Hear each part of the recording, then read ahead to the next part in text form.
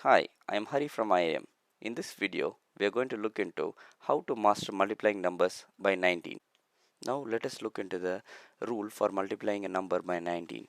The rule is to double the given number, affix a 0 to the result and then subtract the given number. There are three steps which needs to be followed to multiply a number by 19. The first step is to double the number, step 2 is to affix 0 to the number, step 3 is to subtract the given number. Let us look into a few examples. Let's start with a simple number as our first example. 5 times 19 is equal to, let us find that number. So the first rule is to times it by 2. 5 times 2 is nothing but 10. And step number 2 is to add 0 to the number. So 10 becomes 100.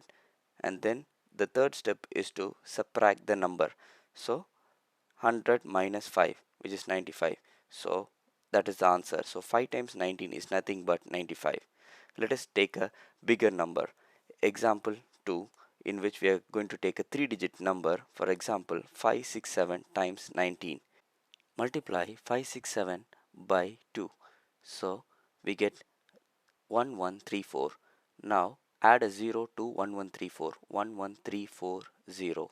And then subtract the given number, which is nothing but 567.